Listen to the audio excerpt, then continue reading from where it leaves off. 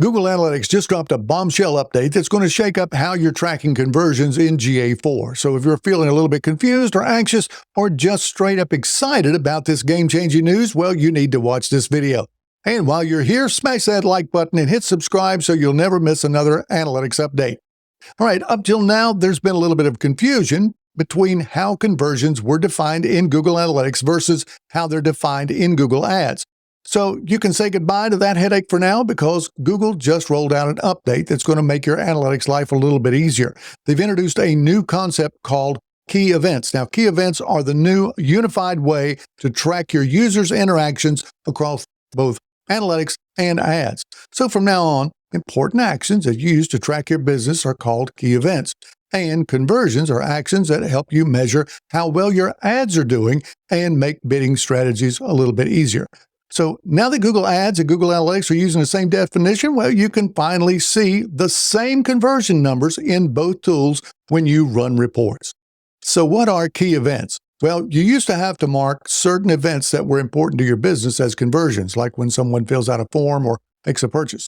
Well, from now on, those are called key events. And a key event is simply an action that's important to your business. So when someone performs an action, well, Google Analytics is going to take note of it and then show it in one of your reports.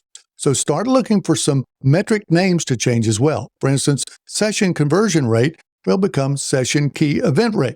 Now don't worry, you'll still keep track of your events as usual. But from now on, you're going to be able to see and specify any events that are closely related to your business goals as key events. They're like other events in your reports, but Google's now going to set them up to be included in the key events metric. Then you can see how many users perform that specific action. This is going to help you to evaluate your marketing performance across all the channels a lot better. You're going to be able to set things up just like before. You just head over to the admin section and mark certain events as key events for important actions like generate lead, sign up, join group, and form submit events. I'll show you in just a moment how you can do that. So what happens to conversions? Well, now conversion is a key action that you'll want to track to see how your ads are doing and tweak your bidding strategy a little bit. The good news is that Google Ads and Google Analytics now have the same understanding of conversion. So now you're going to see the same conversion-based performance metrics in both of these platforms. This is going to eliminate a lot of confusion.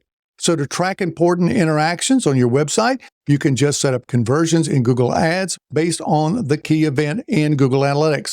This way, the conversion data is going to be shared between the two platforms, and you'll be able to see the same data in both places. So if something's super important for your business, well, you can mark it as a key event in Analytics.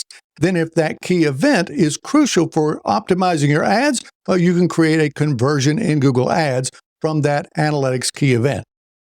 Now let's look at how to configure and see key events. Of course, you'll have to have a marketer, editor, or admin permission to configure key events.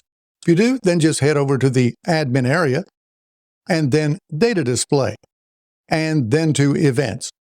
Now you'll see a list of all the events of your property. Now to turn an event into a key event, just flip the toggle on the right side.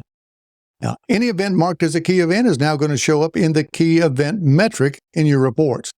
This is going to show you a list of events that have been set up or marked as key events. Now, these should be the most important actions that you want people to take on your website. All right, that's a wrap.